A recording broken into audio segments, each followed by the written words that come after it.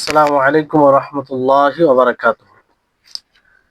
إن الحمد لله نحمده ونستعينه ونستغفر ونعوذ بالله من شرور أنفسنا وسيئات أعمالنا.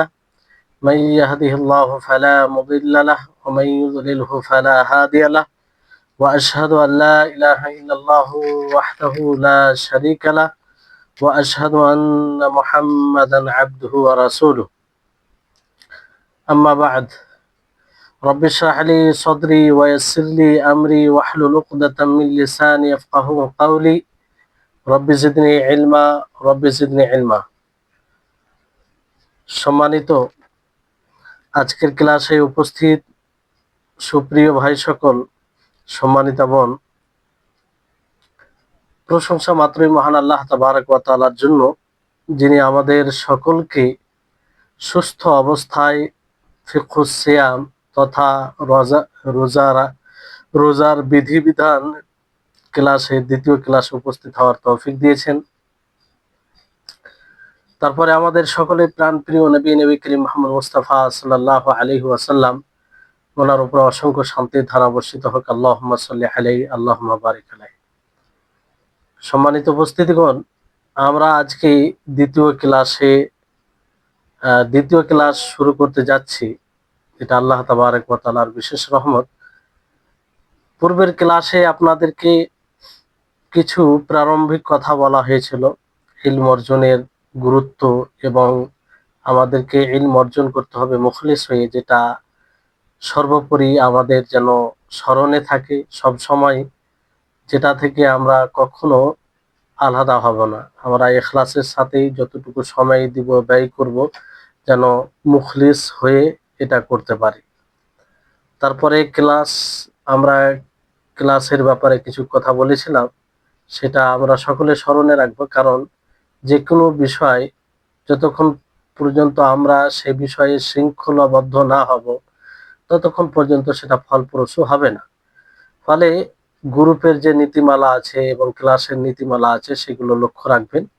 আর ইলম অর্জনের উদ্দেশ্যে অবশ্যই আপনাকে ধৈর্যশীল হতে হবে। অনেক সময় আপনার মন চাইবে না, অনেক সময় আপনাকে বিরক্তিবোধ মনে হবে, অনেক বিষয় এমনও আসতে পারে যে বিষয়টি আপনাকে খুব সূক্ষ্মভাবে মনোযোগ দিয়ে বুঝতে হবে। আপনার সেখানে মনোযোগ টিকিয়ে রাখা সহজে কঠিন হবে। ওই জায়গাতেও আপনাকে ধৈর্যের পরিচয় দিতে হবে। এটাই হচ্ছে ইলম। ইলম অর্জনে শুধু আপনি সবসময় আপনার অনুযায়ী কিংবা আপনার মনকে যেটা ভালো লাগে সেই কথাই পাবেন তা জরুরি নয়। এই ক্ষেত্রে এগুলো মনে রাখতে হবে। আর ধৈর্যের বড় ভূমিকা রয়েছে। আর বিষয় হচ্ছে যে ইলমের কাছে নিজেকে নত করবেন। তার কাছে ইলমের যে আদব রয়েছে, তার শ্রদ্ধা, তার তাজিম, ইলমের তাজিম অবশ্যই আপনার মধ্যে থাকতে হবে। আর তাজিম হচ্ছে এটাই যে আপনি ক্লাসে অ্যাটেন্ড করবেন খুব গুরুত্ব সহকারে এবং তার বিশেষ প্রস্তুতি নিয়ে। আপনারা কোথা থেকে ক্লাস করছেন দেখতে পাচ্ছি না, কিন্তু আপনাদের এটা মনে রাখতে হবে যে আপনারা সরাসরি আল্লাহর বিধানের ব্যাপারে জানার জন্য এই সময়টা দিচ্ছেন। এই জন্য নিজেকে খুব ভালোভাবে আদবের সাথে নিজের জায়গায় রেখে ক্লাস করবেন। এতে বারাকা। এগুলো হচ্ছে ইলমের তাজিমের অন্তর্ভুক্ত। যে আপনি খুব একটা ভালো পরিবেশে বসার চেষ্টা করবেন, খাতা কলম নিয়ে বসবেন, নোট করার চেষ্টা করবেন। আর আপনার মনের মধ্যে এই ভাবনাটা থাকবে যে আমি একটা বড় বিষয়, একটি গুরুত্বপূর্ণ বিষয় আমি করছি। এই বিষয়টি যেন আপনার মধ্যে থাকে। আর যদি এরকম মনে করেন যে না এগুলো তো হতেই আছে, কি সমস্যা, একটু সময় দিলাম, না, এরকম বিষয় নাই। আপনি সবচেয়ে বড় বিষয় যে আপনি সৌভাগ্যশীল, আপনি ইলম অর্জনের তৌফিক পেয়েছেন। যাই হোক, যেগুলো বলা হয়েছে। তারপরে রোজার সিয়ামের শাব্দিক অর্থ এবং শরীয়তের পরিভাষায় কাকে বলে এটা বলা হয়েছিল। আমভাবে রোজার ফজিলত আপনাদেরকে বলা হয়েছিল। আজকে রমজান মাসের সিয়ামের ফজিলত সম্পর্কে দু একটি হাদিস আপনাদেরকে বলবো। এই ব্যাপারে অনেক হাদিস আছে। তার মধ্যে একটি হাদিস হচ্ছে, যেটা রমজান মাসের সিয়ামের বিষয়ে বিশেষভাবে এটা বলা হয়েছে, যে নবী করিম মুহাম্মদ সাল্লাল্লাহু আলাইহি সাল্লাম বলেন, মান কামা লাইলাতাল কদরি ঈমানান ওয়া ইহতিসাবান গুফিরা লাহু মা তাকাদ্দামা মিন যামবিহি ওয়া মান সামা রমাযানা ঈমানান ওয়া ইহতিসাবান গুফিরা লাহু মা তাকাদ্দামা মিন যামবিহি। যে ব্যক্তি লাইলাতুল কদর কিয়াম করবে ঈমানের সাথে এবং সওয়াবের আশায়, তো তার গুনাহকে আল্লাহ, বিগত দিনের গুনাহকে আল্লাহ তাআলা ক্ষমা করবে। অনুরূপভাবে যে ব্যক্তি রমজান মাসের শ্যাম সাধনা করবে ঈমান রেখে সওয়াবের আশায়, এ তার পূর্বের গুনাহ আল্লাহ তাআলা ক্ষমা করবেন। তো এটা এমন একটি হাদিস, যে হাদিসটি যথেষ্ট। যদি কোনো মানুষ রমজান মাসের শ্যাম সাধনা করে পুরো মাসের, কিন্তু এখানে শর্ত হিসাবে দুটি বিষয় বলা হয়েছে। একটা হচ্ছে ঈমান, ইহতিসাব। ঈমানের সাথে মানে বিশ্বস্ত হয়ে যে এই রমজান মাসের সিয়াম সাধনা করা, এটি হচ্ছে আল্লাহ তাবারক ওয়া তাআলার বিধান। এর প্রতি ঈমান এনে ইহতিসাবান, সওয়াবের আশা করে, প্রতিদানের আশা করে, হ্যাঁ, যে অবশ্যই আপনি পুরস্কৃত হবেন এই রোজা রেখে, সিয়াম সাধনা করে, তাহলে আল্লাহ তাবারক ওয়া তাআলা আপনার বিগত দিনের গুনাহ মাফ করবেন। তো এই বিষয়টি, যে বিগত দিনের মাফ করবে, কোনগুলো গুনাহ মাফ করবে, এটা একটা আমাদের জন্য বোঝা জরুরি। যে এই হাদিসে যেহেতু কাবিরা ও সাগিরা বলে উল্লেখ করা নাই, তবে যত এই ধরনের হাদিস রয়েছে, সেই হাদিসগুলো দ্বারা সাগীরা গুনহাকেই বোঝায়। ওলামা মুহাদ্দিসিনগণ এটাই ব্যাখ্যা করেছেন। কারণ কাবিরা গুনহার জন্য তওবা করতে হবে, তওবা জরুরি, তওবা শর্ত, তওবা করতে হবে। আর সাগীরা যেগুলো ছোট ছোট গুনাহ আছে, সেগুলো আল্লাহ তাআলা এই সব যে এই ধরনের ফজিলতের হাদিস দ্বারা যে আমলের সাথে যুক্ত আছে, সেটা করলে আল্লাহ তাআলা মাফ করে দিবেন।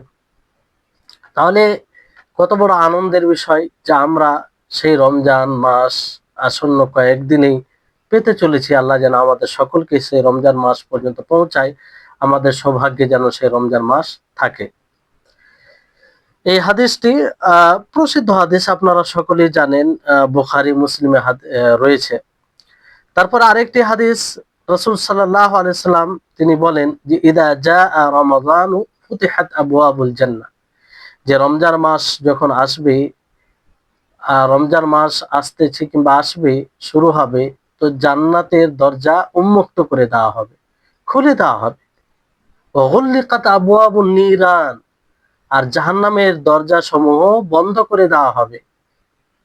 তারপরে আল্লাহ নবী বলেন, ওয়াসুফিদাতিশ শায়াতিন, শয়তানদেরকে শৃঙ্খলাবদ্ধ করে দেওয়া হবে। শৃঙ্খলবদ্ধ মানে তাদেরকে আহ শিকল বেড়ি দিয়ে দেওয়া হবে, তাদেরকে বেঁধে দেওয়া হবে। ওয়ায়ুনাদি মুনাদিন, আর আহ্বায়ক, কোন আহ্বায়ক ডাক দিবে, ইয়া বাগিয়াল খাইর আকবিল, যে হে কল্যাণ কামনাকারী, কল্যাণ সন্ধানকারী, তোমরা এগিয়ে এসো, তোমরা এগিয়ে এসো। ওয়া বাগিয়াশ শার আকসির, আর হে মন্দ কামনাকারী, মন্দর সন্ধানকারী, বিরত থাকো, মন্দ থেকে বিরত থাকো। ওয়ালিল্লাহি উতাকাউ মিনান নার ওয়া যালিকা কুল্লা লাইলা, আর আল্লাহ তাবারক ওয়া তাআলা প্রত্যেক রাত্রে কিছু জাহান্নামীদেরকে জাহান্নাম থেকে মুক্তি দান করবে। আল্লাহু আকবার। আল্লাহ যেন আমাদের সকলকে তার অন্তর্ভুক্ত করে। অথচ আমরা সেই রমজান মাস আসাতে খুশি, আনন্দিত হয় না। এটা কিসের পরিচয়? একমাত্র হয়তো আমাদের ইমানে ঘাটতি আছে, কিংবা আমরা আখিরাত নিয়ে অতটা সচেতন নয় যতটা হওয়া উচিত। তো এই হচ্ছে রমজান মাসের সিয়ামের, রমজান মাসকে কেন্দ্র করে নবী করিম মুহাম্মদ সাল্লাল্লাহু আলাইহি সাল্লাম এই কথাগুলো বলেছেন, যে শয়তানকে মানে শৃঙ্খলাবদ্ধ করে দেওয়া হয়, আর জাহান্নামের দরজা বন্ধ করে দেওয়া হয়। আর এইসব হাদিসের ব্যাখ্যা রয়েছে যে জান্নাতের দরজা উন্মুক্ত করে দেওয়া হয় মানে কি, যে এই মাসে মানুষ অধিকভাবে নেকি অর্জন করে সহজে জান্নাত লাভ করতে পারে, সহজে জান্নাত লাভ করতে পারে।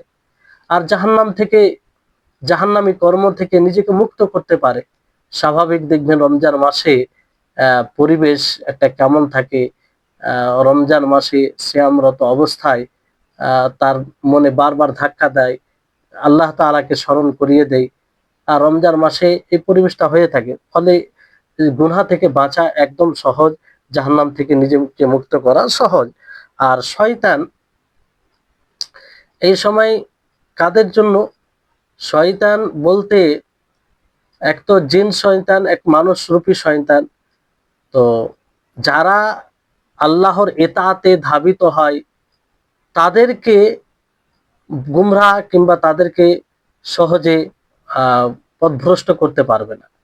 কিন্তু যারা মানে এই রমজান মাসে কোনো পারোয়াই করে না, কখন রমজান মাস এলো কিংবা রমজান মাসের গুরুত্ব কি, কিংবা রমজান মাসে আসার কারণে যে একটা চাহিদা থাকবে যে আমি আল্লাহর নিকটে প্রিয় বান্দা হব, আল্লাহ তাআলাকে সন্তুষ্ট করবে, এগুলো কোনো ধারণা থাকবে না, তাদের জন্য নয়। এজন্য অনেকের প্রশ্ন জাগে যে রমজান মাস যেহেতু হাদিসে বলা হয়েছে ওয়াসুফিদাতিশ শায়াতিন, অথচ মানুষ সিয়াম রাখে না, অন্য মানুষকে সাইমকে নিয়ে উপহাস করে, আর বিভিন্ন প্রকারের কার্যকলাপ তাদের দেখা যায়। তো হাদিসে তো বলা হয়েছে যে শয়তানকে মানে শৃঙ্খলাবদ্ধ করে দেওয়া হয়। তো বিষয়টি হচ্ছে যে এটা সকলের জন্য নয়, এটা যারা ওইভাবে নিজেকে রমজান মাসে ধাবিত করবে, আল্লাহ তাআলাকে সন্তুষ্ট করার, আল্লাহ তাআলার সন্তুষ্টি লাভের উদ্দেশ্যে থাকবে, তাদের জন্য, তাদেরকে সহজে এই শয়তান পথভ্রষ্ট করতে পারবে না। আর মানুষরূপী যে শয়তান আছে তারাও তো শয়তানের কাজ করে, এজন্য মিনাল জিন্নাতি ওয়ান নাস বলা হয়েছে। তো মানবরূপী শয়তান আছে, অনেকেই দেখেন যে রোজা নিজেও রাখে না, অন্যকেও রাখতে দেয় না, তো তারা নিজেরাই শয়তান, তো তাদেরকে আর শয়তান কি পথভ্রষ্ট করবে? তারপরে এই প্রত্যেক রাত্রে আল্লাহ তাবারক ওয়া তাআলা কে জাহান্নামীদেরকে জাহান্নাম থেকে মুক্ত করে, যারা জাহান্নামী হবে তাদেরকে আল্লাহ তাআলা মুক্ত করে। আর এটা প্রত্যেক রাত্রে হয়। আল্লাহ তাআলা কোন আহ্বায়ক, কোন ফারিস্তা ডাক দেই যে হে কল্যাণকামী তোমরা এসো, কল্যাণের দিকে এগিয়ে এসো, অর্থাৎ রমজান মাস চলছে, সেই রমজান মাসে বেশি বেশি করে নেকির কাজ করো, বেশি বেশি করে সৎ কাজ করো, রমজান মাসে সিয়াম সাধনা করো, কিয়ামুল লাইল করো। তাই হচ্ছে বিষয়। তো রমজান মাসের সিয়ামের সাথে এটা এই ফজিলত খাস।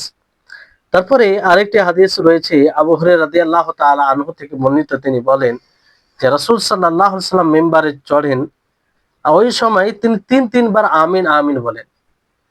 তো ওনাকে জিজ্ঞাসা করা হলো, বলা হলো যে আপনি আমিন কেন বললেন? মা কুনতা তাসনাউ হাযা, যে এটা আপনি কেন করলেন?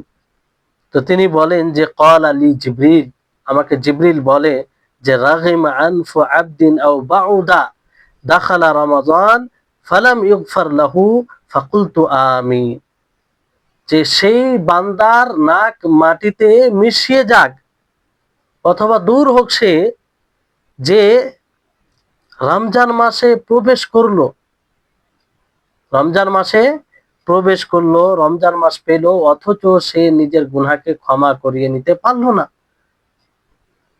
তো আমি সেই দোয়াতে, বদদোয়াতে আমিন বললাম। কি বললাম? আমিন বললাম। তাহলে আল্লাহ নবীর বদদোয়া, জিবরিল আলাইহিস সালাম মূলত এই বদদোয়া দিয়েছেন, তাতে আমিন বলেছেন জিবরিল আলাইহিস সালাম, যিনি ফারিস্তাদের মধ্যে একজন অন্যতম ফারিস্তা। আর কে আমিন বলছে? সাইয়্যিদুল আম্বিয়া, সর্বোত্তম নবী, নবী করিম মুহাম্মদ সাল্লাল্লাহু আলাইহি সাল্লাম। তো তাদের এই বদদোয়া কি বিফলে যাবে? যাবে না। তো যারা এই রমজান মাসকে পাওয়ার পরে এতটা ইবাদত করে আল্লাহ তাআলার সন্তুষ্টি লাভ করতে পারলো না, নিজের গুনাহকে ক্ষমা করিয়ে নিতে পারলো না, তো তাদের জন্য দুর্ভাগ্যের বিষয়, এবং এই বদদুয়ার তারা উপযুক্ত হবে, তাদের জন্য প্রযোজ্য হবে। তারপরে আল্লাহ নবী বলেন রাগিমা আনফু আবদিন আও বাউদা আদরাকা ওয়ালিদাইহি আও আহাদুহুমা লাম ইয়াদখুলিল জান্নাহ, যে সেই ব্যক্তি তার সেই বান্দার নাক মাটিতে মিশিয়ে যাক, অথবা সে দূর হোক, যে নিজের পিতামাতাকে পেল কিংবা পিতামাতার মধ্যে একজনকে পেল, তো সে জান্নাতে প্রবেশ করলো না, অর্থাৎ তাদের খিদমত করে, তাদের সেবা করে আল্লাহ তাআলার সন্তুষ্টি লাভ করে জান্নাতের উপযুক্ত বানাতে পারলো না। তো এইভাবে তারপর আরেকজন ব্যক্তির ব্যাপারে আহ আহ, বলা হয়েছে যে, যে ব্যক্তির নিকটে নবীর নাম নেওয়া হলো অথচ সে নবীর উপরে দুরূদ পাঠ করলো না, সে ধ্বংস হোক কিংবা তার নাক মাটিতে মিশিয়ে যাক। তো আল্লাহ নবী সেখানেও আমিন বলে, সেখানেও আমিন বলে। তো এই বদদুয়া থেকে কমসে কম আমাদেরকে এই বদদুয়া থেকে বাঁচা উচিত। যে এই বদদুয়া কতটা ভয়ঙ্কর, কারণ আল্লাহ নবীর বদদুয়া যদি কারোর জন্য আহ, সেটা তার উপরে ফিট হয়ে যায়, তাহলে তার কি অবস্থা হবে। তো রমজান মাসের সিয়ামের ফজিলত হচ্ছে, আরো অনেক ফজিলত রয়েছে।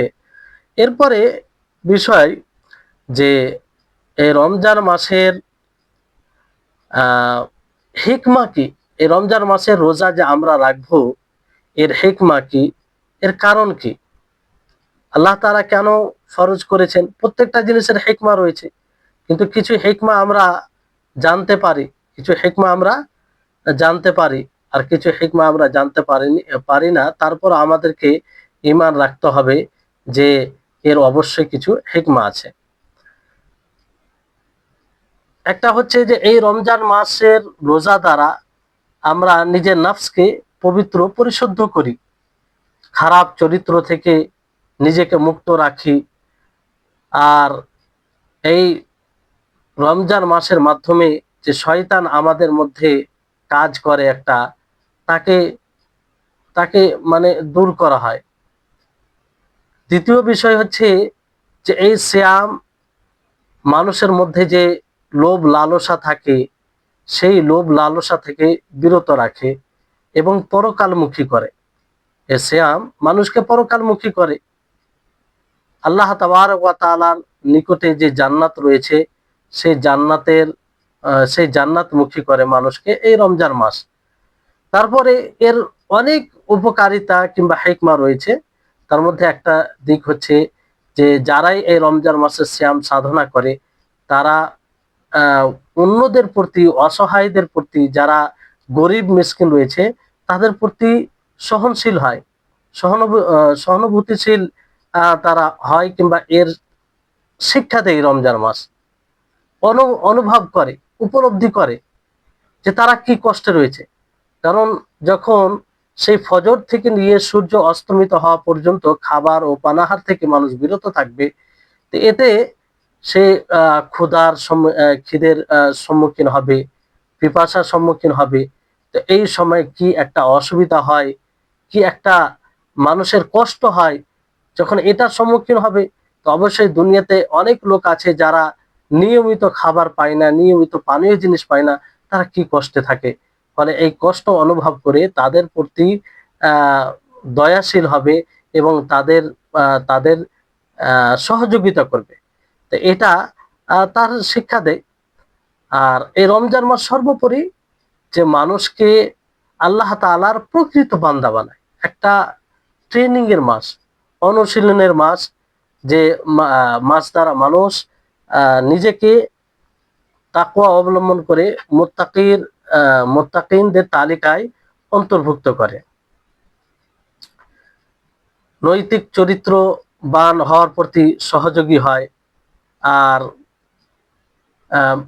এই যে মানুষের আত্মা রয়েছে, সে আত্মার বিরোধিতা, সে আত্মার সাথে মুজাহাদা করার প্রতি অনুশীলন করা হয়। আত্মাতে যে বিভিন্ন রকমের কুমন্ত্রণা প্ররোচনা আসে, তার প্রতিবাদ এই শ্যাম সাধনার মাধ্যমে হয়। শ্যাম রেখে এর প্রতি অনুশীলন হয়। ফলে একজন নিয়মিত শ্যাম পালনকারী সে সহজেই এই কুপ্রবৃত্তির কিংবা যে নফসে আম্মারা রয়েছে তার সে প্রতিরোধকারী হয়, তার সাথে লড়াই করতে সে সক্ষম হয়। আর শয়তানের কাজ হচ্ছে মানুষের মধ্যে কুমন্ত্রণা দেওয়া। তো সেই কুমন্ত্রণা থেকে নিজেকে রক্ষা করে এই রমজান মাস এটা উপলব্ধি করিয়ে দেয়, শিক্ষা দেয় যে মানুষের কষ্টে, মানুষের দুঃখে, মানুষের মুসিবতে তাদের পাশে দাঁড়াতে হবে। এবং সর্বোপরি যে যেটা ইসলামকে বাস্তবায়ন করতে গিয়ে দরকার পড়ে, যেটা একটা অন্যতম বিষয়, সেটা হচ্ছে ধৈর্য। ধৈর্যশীল বানায়। আপনি ধৈর্যশীল ছাড়া ইসলামকে সহজভাবে বাস্তবায়ন করতে পারেন না। যে কোনো বিষয় করতে যাবেন ধৈর্য। এই জন্য আপনারা হয়তো কোনো ইয়েতে শুনেছেন যে ধৈর্য ৩ প্রকার। একটা হচ্ছে আপনি অনুসরণ করতে যাবেন, আল্লাহর ইতাআত করতে যাবেন, সেখানেও ধৈর্য দরকার আছে। আর একটি ধৈর্য হচ্ছে যে আপনি গুনাহ থেকে নিজেকে বিরত রাখবেন, শরীয়ত বিরোধী কাজ থেকে নিজেকে বিরত রাখবেন, সেখানেও ধৈর্যের প্রয়োজন আছে। তারপরে আপনি যে অবস্থায় আছেন, যা আল্লাহ তাআলা দিয়েছেন আপনাকে, যা আপনার মুকদ্দারে জুটেছে, আপনার জীবনে পেয়েছেন, সেটার প্রতি সন্তুষ্ট থাকবেন, এতেও বড় ধৈর্যের প্রয়োজন পড়ে। তো এর শিক্ষা দেয় রমজান মাস। এই ধৈর্যশীল হওয়ার প্রতি এই রমজান মাস সহযোগী হয় আপনার, যদি আমরা সেই মতো রমজান মাস অতিবাহিত করি, যেটা একটা বড় শিক্ষা।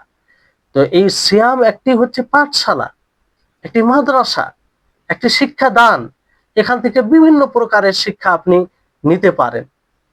আল্লাহ তাবারক ওয়া তাআলা ইচ্ছা করলে ১২ মাস এই রমজান মাসে সিয়াম ফরজ করতেন, কিন্তু করেননি। ১ মাস সিয়াম ফরজ করলেন, যাতে এই ১ মাস সিয়াম রেখে মানুষ আহ সহজে বাকি ১১টি মাস সেইভাবে জীবনযাপন করতে পারে।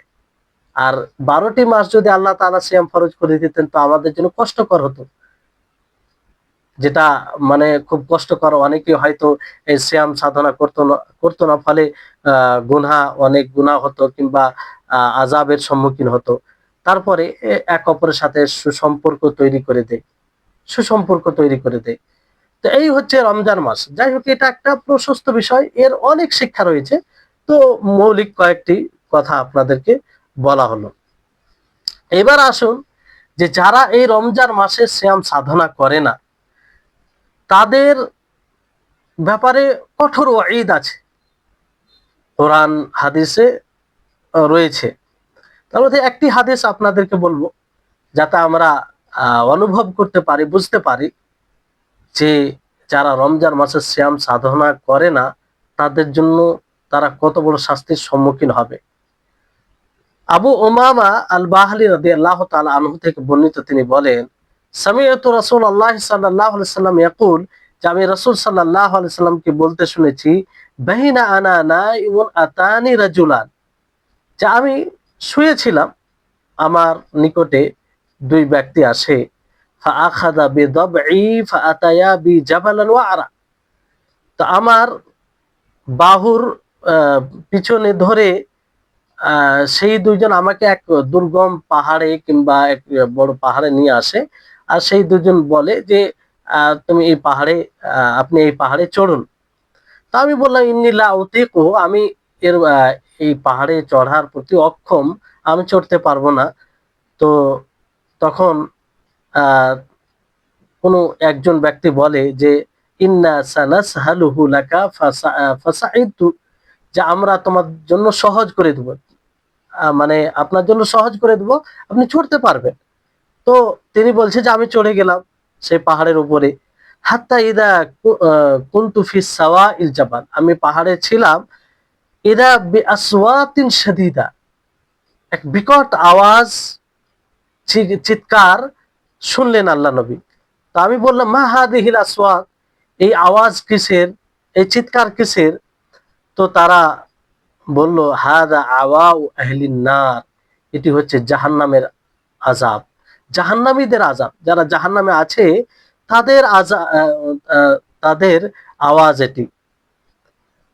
তখন নবী সাল্লাল্লাহু আলাইহি সাল্লাম বলেন যে আমাকে আরো নিয়ে যাওয়া হয়। আগে গিয়ে দেখি যে কিছু মানুষ রয়েছে, যে মানুষ তাদের পায়ের গোড়ালির উপর মোটা শিরায় বাঁধা অবস্থায় লটকানো আছে, মানে তাদেরকে লটকে রেখেছে। ফলে কি হয়েছে, যে তাদের ওই তাদের কেশগুলো কেটে ও মানে কেটে ছিঁড়ে রেখেছে এবং সেখান থেকে রক্ত বইছে, এরকম অবস্থায় তারা ছিল। তো আল্লাহ নবী বলে যে আমি বললাম যে মান হাউলাই, এরা কারা, এরা কারা? তো দুজন ব্যক্তি বললেন যে আল্লাযীনা ইফতিরুনা ক্বাবলা তাহিল্লাতি সাওমিহিম, যে যারা এই রমজান মাসের সিয়ামের ইফতারের পূর্বেই তারা ইফতার করে নিত। তো এদের জন্য এই শাস্তি। তো যারা রমজান মাসের সিয়ামই রাখে না, তাদের জন্য কিরূপ শাস্তি, কিংবা তাদেরকেই বোঝানো হয়েছে যে তারা রোজা রাখতো না। তো এর কঠোর শাস্তি রয়েছে। আর কঠোর শাস্তি কেনই বা হবে না? কারণ এটা ইসলামের একটি রুকন, ইসলামের একটি স্তম্ভ। এই জন্য এই রমজান মাসে যারা এই রমজান মাসকে পেয়েও এই মাসের অবহেলা করে, মূল্যায়ন করে না, এবং যেভাবে সিয়াম রাখা উচিত রাখে না, অনেকেই বড় দুঃখের সাথে বলতে হয়, অনেকেই দেখবেন যে এই রমজান মাস এলে তাদের মন খারাপ হয়ে যায়, তাদের চেহারায় বিষণ্ণতা ভাব, অসন্তুষ্ট ভাব দেখা যায়। কেন? রোজা রাখতে হবে, সকলে রোজা রাখবে, যদিও তারা রোজা রাখে না, কিন্তু রোজা না রাখলে একটা লজ্জার সম্মুখীন হবে, মানুষ দেখবে, কি বলবে। তো এই কারণে তাদের মন খারাপ থাকে যে কেন এই রমজান মাস এলো। বলুন, তারা কোন অবস্থায় আছে? আর যদি এইভাবে অসন্তুষ্ট থাকে যে রমজান মাস কেন এলো, কেন আল্লাহ তাআলা ফরজ করলো, তাহলে তার ঈমান ভয়ঙ্কর অবস্থায় আছে। তো এই জন্য যারা এই বিষয়ে উদাসীন, তাদেরকে সচেতন করতে হবে এবং তাদেরকে বুঝতে হবে যে এই রমজান মাস, এই মাসের সিয়াম রাখতে হবে। তারপরে আসুন যে এই রোজার প্রকার সমূহ, সম, সিয়াম এর প্রকার। সিয়াম এটা মূলত দুই প্রকার, একটা হচ্ছে ওয়াজিব, আবশ্যিক, আর একটা হচ্ছে তাতাউ, নফল। দুই প্রকারে বিভক্ত। তার মধ্যে ওয়াজিব যেটা রোজা, সেটা তিন ভাগে বিভক্ত। একটা হচ্ছে যে সময়ে যেটা সিয়াম ফরজ হয়, সময়ের সাথে যেটা সিয়াম ফরজ হয়, যেমন রমজান মাস। এই রমজান মাস এলেই রমজান মাসের সিয়াম ফরজ হয়। এই রমজান মাসের সিয়াম অন্য মাসে ফরজ হয় না, এটা সময়ের সাথে খাস। তো এটা একটা ফরজ, আবশ্যিক। এই সিয়াম যদি যেগুলো শর্ত আছে সে সমস্ত শর্ত পাওয়া যায়, তাহলে এই রমজান মাসের সিয়াম সাধনা করতেই হবে, যেটা শরীয়ত দ্বারা প্রমাণিত, শরীয়তে ফরজ করা হয়েছে, সরাসরি আল্লাহ তাআলা ফরজ করেছেন। তৃতীয় প্রকার হচ্ছে যেটা কোনো কারণবশত ওয়াজিব হয়, কোনো কারণবশত ওয়াজিব হয়, যেমন কাফারাত। রমজান মাসে কেউ যদি দিনে ভালো অবস্থায় স্ত্রীর সাথে জেমা করে ফেলে, সঙ্গম করে ফেলে, তাহলে তার কাফারা আছে, যে 2 মাস লাগাতার রোজা রাখবে, এটা একটা কাফারা। কিংবা কসমের কাফারা, কিংবা আর কিছু কাফারা, কিংবা কাজা।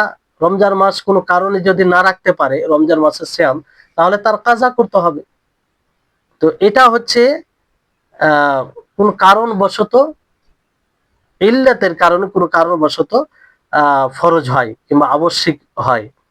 তৃতীয় যেটা প্রকার, সেটা হচ্ছে যে মানুষ যেটা নিজের ওপরে আবশ্যিক করে নেয়, মানুষের কর্মের কারণে যেটা ওয়াজিব হয়, মানুষের কর্মের কারণে যেটা ওয়াজিব হয়, মানুষ যেটা নিজের ওপরে ওয়াজিব করে নেয়।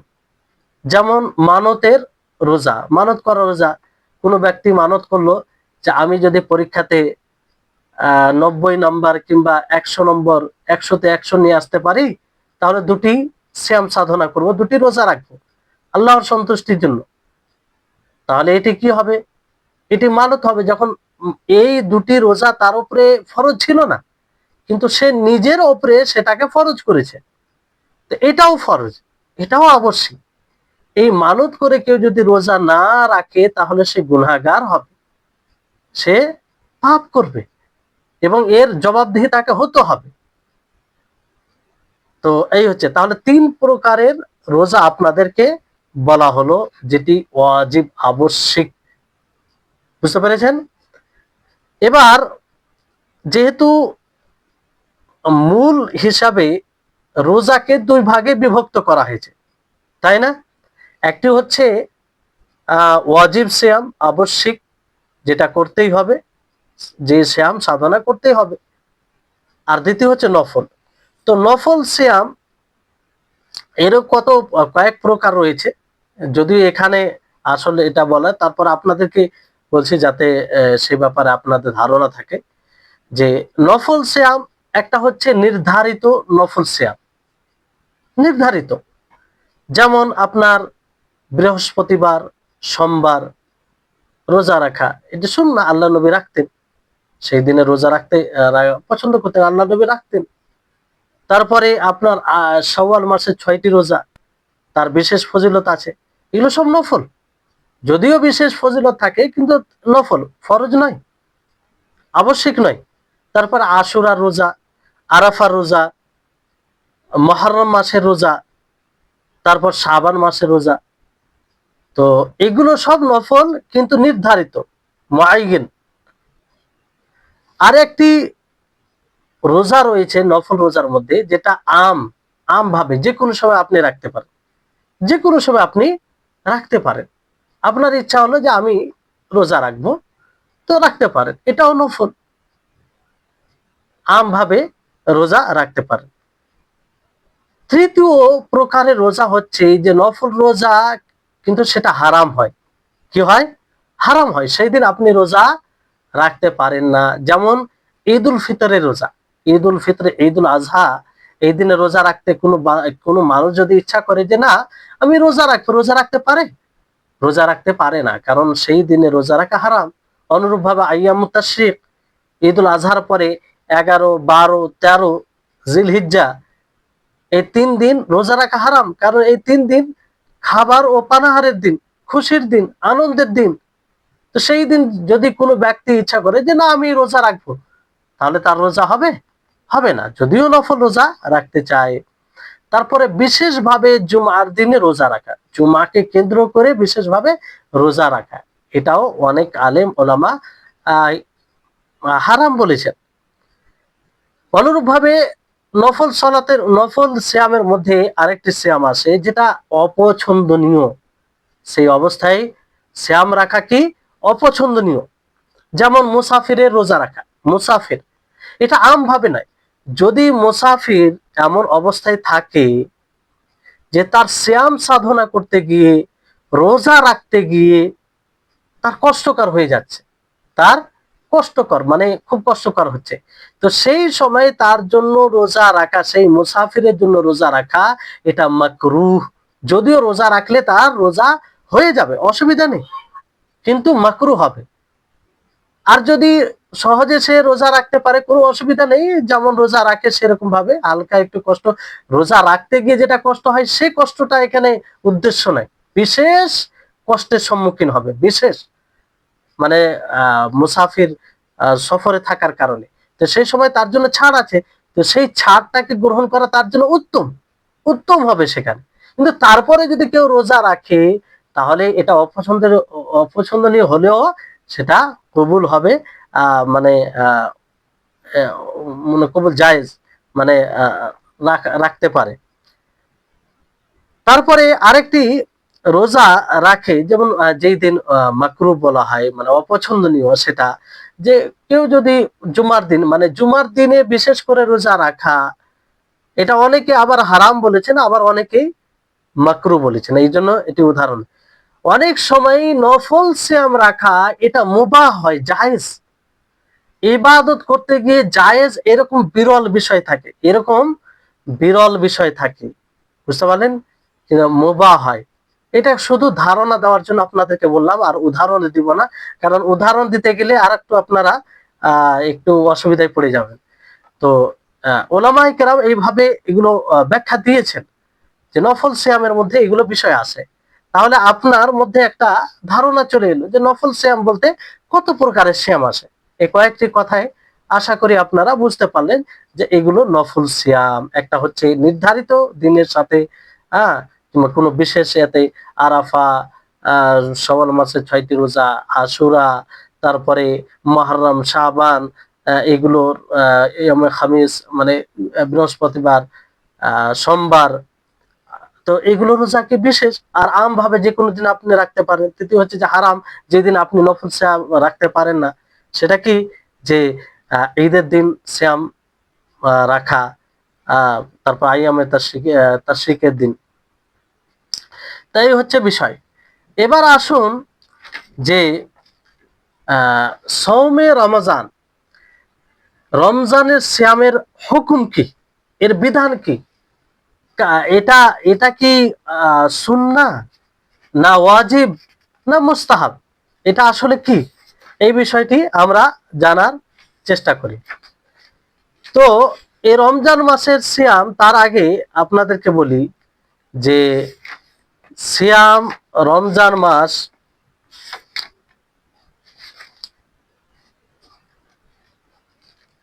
রমজান মাস সিয়াম, রমজান মাসের সিয়াম। তো রমাজানকে রমজান কেন বলা হয়, রমজানকে রমাজান কেন বলা হয়? অনেকেই বলেন যে আসলে রমজান মাসে যেহেতু মানে এটাকে বলা হয় যে যখন কোনো কেউ পা রাখে, সে পা যখন উত্তপ্ত হয়ে যায়, তো সেটাকে রমজান বলা হয়। মানে পাকে জ্বলিয়ে দেয় যখন সেই জায়গায় রাখা হয়। তো সেখান রমজান থেকে এই রমজান মাসে রোজা রাখতে গিয়ে যে রোজা রাখে, সম পালনকারী হয়, তার গুনহাকে জ্বালিয়ে দেওয়া হয়, তার গুনহা নিশ্চিহ্ন হয়ে যায়, মানে গুনহাকে ক্ষমা করে দেওয়া হয়। এই কারণে এই রমজান মাসকে রমজান বলে। অনেকে বলেছেন যে এটা আম ভাবে এটা নাম রাখা হয়েছে অন্য মাসের থেকে পৃথক করার জন্য, অন্য মাসের থেকে পৃথক করার জন্য। কারণ বিষয়টি হচ্ছে যে এই রমজান মাস, যে রমজান মাসের রোজা ফরজ করা হয়েছে তার জন্য যে এই রমজান মাস রাখা হয়েছে তা নয়। কারণ এই রমজান মাসের রোজা ফরজ হওয়ার পূর্বেই এই রমজান মাস ছিল, পূর্বে এই রমজান মাস ছিল। ফলে এটা উত্তম। তবে মুসলিমরা যখন আল্লাহ তাআলা ফরজ করলেন, তখন থেকে এটা হয়তো এই নামের সাথে মানে একটা সম্পর্ক জুড়ে যায়, এই জন্য বলে। বাকি এটা তো আগে থেকে নাম ছিল। তো এই রমজান মাসের সিয়ামের বিধান কি, এটা এটার বিধান হচ্ছে যে এটা ওয়াজিব, আবশ্যিক, আল্লাহ তাআলা ফরজ করেছেন। আর এটা কিতাব ও সুন্নাত দ্বারা প্রমাণিত, এটা কিতাব ও সুন্নাত দ্বারা প্রমাণিত। আল্লাহ তাবারক ওয়া তাআলার আয়াত দ্বারা প্রমাণিত, যে আয়াতটি আমরা অহরহ শুনে থাকি। এই যে রমজান মাস আসছে, আপনারা বারবার শুনবেন, ইয়া আইয়ুহাল্লাযীনা আমানু কুতিবা আলাইকুমুস সিয়াম কামা কুতিবা আলাল্লাযীনা মিন ক্বাবলিকুম লাআল্লাকুম তাত্তাকুন। যে হে মুমিনগণ, দেখেন যখনই কোরআনে এই শব্দ দ্বারা যখন আল্লাহ তাআলা বলবেন, তার মানে কোনো বিশেষ উপদেশ, বিশেষ হুকুম আল্লাহ তাআলা, বিশেষ কথা আল্লাহ তাআলা বলবেন। ইয়া আইয়ুহাল্লাযীনা আমানু, হে মুমিনগণ, মানে সেই মুমিনদের সাথে সম্পৃক্ত তার ঈমানের দাবি। আগে যে কথাটি বলা হবে সেটি তার ঈমানের দাবি। তো আল্লাহ তাবারক ওয়া তাআলা বলছেন, ইয়া আইয়ুহাল্লাযীনা আমানু কুতিবা আলাইকুমুস সিয়াম, যে হে মুমিনগণ, তোমাদের উপরে সিয়ামকে লিখে দেওয়া হয়েছে। এখানে কুতিবা মানে ফরিজা, লিখে দেওয়া হয়েছে, ফরজ করে দেওয়া হয়েছে। কামা কুতিবা আলাল্লাযীনা মিন ক্বাবলিকুম লাআল্লাকুম তাত্তাকুন, যেমন ভাবে পূর্বের উম্মতের উপরে সিয়াম ফরজ করা হয়েছে। তাহলে এখান থেকে এটা স্পষ্ট হচ্ছে যে সিয়াম এমন একটি ইবাদত যেটা মুশতারাকা ইবাদত। মানে এই ইবাদত পূর্বের উম্মতের মধ্যেও ছিল, কিন্তু এই উম্মতের মাঝেও রয়েছে, মানে মুশতারাকা, মানে পূর্বের উম্মতের মাঝেও আমাদের মাঝেও। কিন্তু পূর্বে কিভাবে তারা সিয়াম সাধনা করত, কিভাবে রাখতো, এটা যদি শরীয়তে স্পষ্ট করা হয় সেই সিয়ামের ব্যাপারে, তাহলে আমরা বলতে পারি যে এইভাবে সিয়াম রাখে যেভাবে কোরআন হাদিসে এসেছে তাদের সিয়ামের ব্যাপারে। আর যদি না থাকে তো আমরা জানি না, আল্লাহু আলাম তারা কিভাবে সিয়াম রাখতো, তাদের অন্যরকম পদ্ধতি হতে পারে, কারণ এই শরীয়ত তো তাদের নিকটে ছিল না। হতে পারে এরকমই তারা রোজা রেখেছে, নাও এটা এটা ছাড়া অন্য পদ্ধতিতেও তারা রোজা রাখতে পারে। তো সিয়াম পূর্বের ওপরে ছিল মানে এই সিয়ামই নয়, এইভাবে তারা সিয়াম রাখতো এটা জরুরি নয়, তারা ভিন্ন রকম ভাবে সিয়াম রাখতে পারে। তবে সিয়াম আল্লাহ তাআলা ফরজ করেছেন পূর্বেদের ওপরে। আর এই সিয়াম আল্লাহ তাবারক ওয়া তাআলা এখানে এক রকম ভাবে সান্ত্বনাও দিয়েছেন যে তোমরা এতে ঘাবড়ে যেও না, ভয় পেও না, কারণ এই সিয়াম শুধু তোমাদের উপর ফরজ করা হয়নি, পূর্বের উপরও ফরজ করা হয়েছে। তো আরেকটি বিষয়, যে সিয়াম তাদের উপর ফরজ করা হয়েছিল, তারা সিয়াম রেখে আল্লাহর সন্তুষ্টি লাভ করেছে। তো তোমাদেরকেও এই সুযোগ দেওয়া হলো যে তোমরা এই সিয়াম রেখে আল্লাহর সন্তুষ্টি লাভ করো, আল্লাহর নৈকট্য প্রাপ্তদের অন্তর্ভুক্ত হও। তো এই হচ্ছে বিষয়। তাহলে এই আয়াত থেকে এটা স্পষ্ট যে রমজান মাসে সিয়াম ফরজ। তারপরে আরেকটি আল্লাহ তাআলার বাণী রয়েছে, এই আয়াতটি আপনার সূরা বাকারা 183 নম্বর আয়াত। এই আয়াত যেন সকলের মুখস্থ থাকে, যারাই আছেন সকলের জন্য মুখস্থ থাকে, কারণ প্রত্যেক বছর রমজান মাসে সিয়াম রাখবেন আর যে প্রসিদ্ধ আয়াত সেটা আপনাদের মুখস্থ থাকবে না, এটা কি করে হয়? তো আপনারা সকলেই এই আয়াতটি মুখস্থ করবেন, আমি যে কোনো সময় জিজ্ঞাসা করতে পারি। তারপরে ফামান শাহিদা মিনকুম আশ-শাহরা ফালিয়াসুমহু, সূরা বাকারার 186 নম্বর আয়াত। এখানে আল্লাহ তাআলা বলছে যে তোমাদের মধ্যে যে উপস্থিত হবে সে যেন তার সিয়াম সাধনা করে, মানে রমজান মাস যে পাবে, রমজান মাসকে যে পাবে সে যেন সে রমজান মাসে সিয়াম সাধনা করে। তো এখানে আল্লাহ তাআলা হুকুম দিয়েছেন। আর শরীয়তে একটা নিয়ম আছে, কোরআন হাদিসের দলিলে যদি আমরা আসে আল্লাহ তাআলার হুকুম অথবা নবী সাল্লাল্লাহু আলাইহি সাল্লামের হুকুম, তো সেই হুকুম দাবি করে আবশ্যিকতার। সেই হুকুম কিসের দাবি করে? আবশ্যিকতার। আল আমরু ইয়াক্তাজিল উজুব, যে আমর কিসের দাবি করে? উজুব, আবশ্যিকতার। এটা মনে রাখবেন। হ্যাঁ, অন্য কোন দলিল যদি আসে যে দলিল দ্বারা এটা বোঝা যাবে, এটা স্পষ্ট হবে যে আল্লাহ নবীর এই হুকুম কিসের জন্য নয়, আবশ্যিকতার জন্য নয়, বরং এটা কিসের জন্য? এটা মূলত মুস্তাহাব, করতে গেলে ভালো, করতে গেলে নেকি পাবে, না করতে গেলে গুনাহ নেই, এরকম বিষয় যখন অন্য দলিল দ্বারা বোঝা যাবে তখন আমরা মনে করব যে এটা ওয়াজিব নয়। কিন্তু আসল হচ্ছে যখনই আল্লাহ এবং তার রাসূলের তার হাদিসে কোনো হুকুম আসবে, আল্লাহ তাবারক ওয়া তাআলার তার আয়াতে কোরআনে কোনো হুকুম আসবে, সেটা আমাদের জন্য জরুরি, সেটা আমাদের জন্য জরুরি। তাই হচ্ছে বিষয়। আর আমরা এটা জরুরি কেন হয়? এটা জরুরি, এর দলিল কি? যে আল্লাহ তাআলা হুকুম দিলে সেটা জরুরি হয়ে যায়, নবী সাল্লাল্লাহু আলাইহি সাল্লাম হুকুম দিলে সেটা জরুরি হয়ে যায়। এটা কি আলেমদের বানানো কোনো নীতিমালা? জি না। আলেমরা যতগুলো নীতিমালা বর্ণনা করেছেন সেগুলো কোরআন হাদিস থেকেই বের করে তিনারা নীতি মালা বলেছেন, উসুল বানিয়েছেন। কারণ নবী করিম মুহাম্মদ সাল্লাল্লাহু আলাইহি সাল্লাম কি বলেন, যেমন আমরা এই যে রমজান মাস আসছে, সামনে হয়তো আলোচনা আসবে, তো রমজান মাস আসছে, আমরা তারাবি জামাতের সাথে মানে পড়ি, তাহাজ্জুদ, কিয়ামুল লাইল, তারাবি যেটাই বলেন। তো এটা আল্লাহর নবী পরস্পর 2 দিন পড়েছেন, তৃতীয় দিনে অথবা চতুর্থ দিনে আর আসেননি। কেন আসেননি? এই কারণে আল্লাহ নবী নিজেই ব্যক্ত করেন যে আমার আশঙ্কা, আমার ভয় ছিল যে আমি যদি আসতাম তো আল্লাহ তাআলা ফরজ করে দিত। ফরজ করে মানে ফরজ করে দিলে কি হতো? কষ্টকর হতো। তো এখান থেকে মানে আল্লাহ তাআলা হুকুম করে ফরজ করতেন। দ্বিতীয় বিষয় হচ্ছে যে আল্লাহ নবী মিসওয়াকের ব্যাপারে কি বলেন, যে লাউলা আন আশুকা আলা উম্মতি লা আমারতুম বিসওয়াক ইনদা কুল্লি সালাহ ইনদা কুল্লি উযু, এভাবে রিওয়ায়াতে এসেছে যে আমি যদি আশঙ্কা না করতাম যে আমার উম্মতের জন্য কষ্টকর হবে, যদি কষ্টকর না হতো তা আমি প্রত্যেক ওযুর সময় অথবা প্রত্যেক সালাতের সময় মিসওয়াক করার আদেশ দিতাম। তা আল্লাহ নবী এই বাণী থেকে কি বোঝা যাচ্ছে? যে আদেশ দিলেই ওয়াজিব হয়ে যায়, আদেশ দিলে ওয়াজিব হয়ে যায়। তো যাই হোক, এটা হচ্ছে বিষয়। তারপরে সুন্নাহ দ্বারা এটা প্রমাণিত। কিতাবুল্লাহ থেকে আপনারা দেখলেন, শুনলেন, সুন্নাতে রাসূল থেকে এটা প্রমাণিত যে এই রমজান মাসের সিয়াম জরুরি, এটা আবশ্যিক। আপনারা প্রসিদ্ধ হাদিস এটা জানেন, বুনিয়াল ইসলাম আলা খামসিন শাহাদাতে আল্লা ইলাহা ইল্লাল্লাহ ওয়া ইকামিস সালাহ ওয়া ইতাইজ যাকাত ওয়া সাওমি রমাজান। রমজান মাসের সিয়াম সাধনা করা ইসলামের স্তম্ভ সমূহের মধ্যে একটি স্তম্ভ। তাহলে ইসলামের যদি রুকন হয়, স্তম্ভ হয়, এটা জরুরি হবে কি হবে না? এটা আবশ্যিক হবে।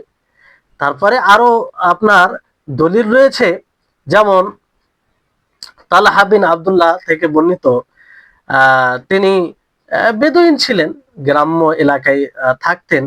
তিনি আল্লাহ নবীর কাছে এসে জিজ্ঞাসা করেন যে আল্লাহ তাআলা আমার উপরে কি কি ফরজ করেছেন, আল্লাহ তাআলা আমার উপরে যা ফরজ করেছেন আপনি বলুন, সে সম্পর্কে আমাকে অবগত করুন।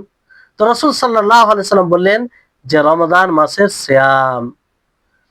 তবে এই রমজান মাসের সিয়াম ছাড়া আর তুমি যা সিয়াম পালন করবে সেটা তোমার পক্ষ থেকে নফল বলে বিবেচিত হবে, মানে নফল সেটা গণ্য করা হবে। তাহলে এই হাদিস থেকেও এটা স্পষ্ট, একদম সরাসরি নাস দ্বারা এটাই প্রমাণিত যে এই রমজান মাসের সিয়াম ফরজ।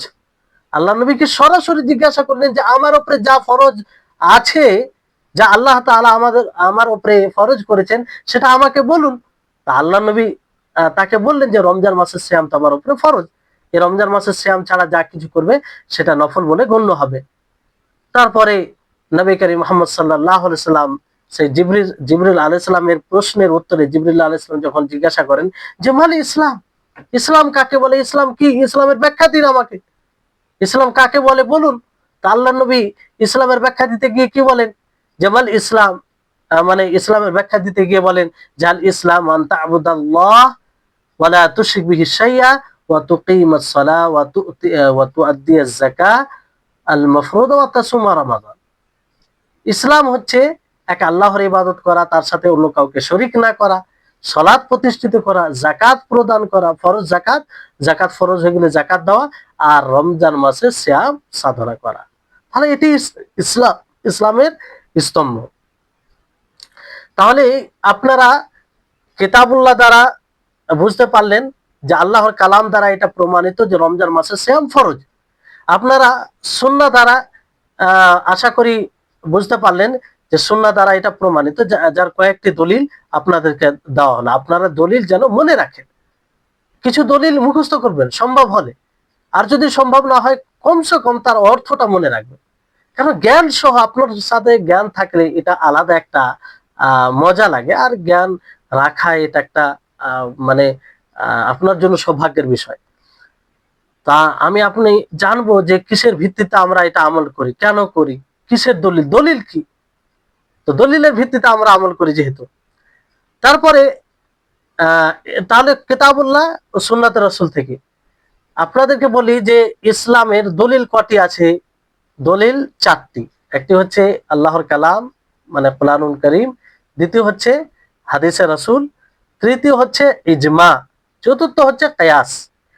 তো কিতাবুল্লাহ দ্বারা, সুন্নাতে রাসূল দ্বারা প্রমাণ হলো, ইজমা দ্বারাও এটা প্রমাণিত। সকলেই একমত যে রমজান মাসের সিয়াম সাধনা করা জরুরি, সকলের জন্য জরুরি। যাদের উপরে শর্ত বিদ্যমান, শর্ত সম্পর্কে আলোচনা আসবে ইনশাআল্লাহ, তো শর্ত বিদ্যমান তাদের উপরে কি এই রমজান মাসের সিয়াম রাখা জরুরি। যদি এই সিয়ামের কেউ অস্বীকার করে, বলে যে এই রমজান মাসের সিয়াম রাখলেও হবে না রাখলেও হবে, অথচ সমস্ত শর্ত তার মধ্যে পাওয়া যায় বিদ্যমান, তাহলে সে কাফের হয়ে যাবে, সে কাফের হয়ে যাবে। বড় দুঃখ হয় এইসব বিষয়ে অনেকেই এর সূক্ষ্মতা না বুঝে অনেক কথা বলে ফেলে যে আল্লাহ তাবারক ওয়া তাআলা এত এক মাসের রোজা ফরজ করে দিয়েছেন, অসন্তুষ্ট ভাব প্রকাশ করে, কিংবা চলাফেরায় তার কথাবার্তায় এরকম বোঝা যায় যে সে সন্তুষ্ট নয়, অথচ আল্লাহ তাবারক ওয়া তাআলার বিধান, তো এতে তো ঈমান ধ্বংস হতে পারে। আল্লাহ তাআলার কোন বিধানের উপরে যদি অসন্তুষ্ট নিজেকে মনে করে কেউ, অনেকেই দেখবেন, সব জায়গায় আছে কি জানি না, যারা হয়তো একদম দিন থেকে দূরে, মূলত তারা নামাজও ঠিক মতো পড়ে না, অনেকে আবার নামাজ পড়ে, তাদের মধ্যে খুব কম আছে কিন্তু বিরল। তো এই রমজান মাস যখন আসে তখন তারা বাড়ি থেকে অন্য জায়গায় চলে যায়, অন্য কোনো কাজে চলে যায়, অন্য কোনো জায়গায় ঘুরতে চলে যায়, টুরিস্ট মানে টুরিস্টের জন্য বের হয়ে যায়, ঘোরাফেরা করার জন্য। কারণ এলাকায় থাকলে তাকে শ্যাম সাধনা করতে হবে, আর যদি থেকেও শ্যাম সাধনা না করে, লোকে দুর্নাম করবে, লোকে বলবে, হ্যাঁ, আহ লোকের বদনাম যে হবে তা সমাজে, সেটা তাকে সম্মুখীন হতে হবে, এই জন্য কি করে, এলাকা ছেড়ে চলে যায়। দুর্ভাগ্যের বিষয় এটা। এটা একজন মুসলিমের পক্ষে কি করে হতে পারে, কি করে এগুলো আশা করা যায়?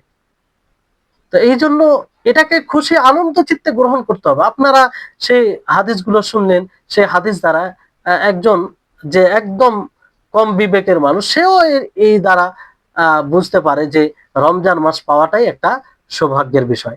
তো এই রমজান মাসের কেউ যদি অস্বীকার করে, তাহলে এতে সে কাফের হবে, এতে কোনো সন্দেহ নাই। তাহলে কিতাবুল্লাহ, সুন্নাতে রাসূল এবং ইজমা দ্বারা এটা প্রমাণিত। তারপরে বিষয় হচ্ছে, সময় তো অনেক হয়ে গেল, তো আজকে এখান থেকে বিরত করি, মানে সমাপ্ত করি এখানে, তাই না? জি জি ভাই। আচ্ছা, ঠিক আছে। তো ইনশাআল্লাহ আমরা এইভাবে ধাপে ধাপে এগিয়ে যাব, মানে দ্রুত এইভাবে। ক্লাস ঠিক আছে তো? আপনাদের বুঝতে কোনো সমস্যা কিংবা অসুবিধা হচ্ছে, জানাবেন। কারণ অনেক সময় কারো কোনো কারণে অসুবিধা হতে পারে, তো অবশ্যই জানাবেন, এতে সংখ্যা লজ্জার কোনো বিষয় নাই।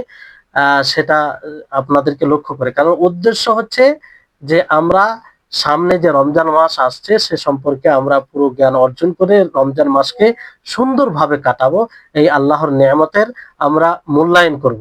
তো এটা উদ্দেশ্য। তো এই জন্য আপনারা অবশ্যই বলবেন যে বুঝতে অসুবিধা হচ্ছে, কিংবা এই পদ্ধতি অবলম্বন করলে বেশি বুঝতে পারবো, আপনারা বলবেন নিজের জায়গা থেকে।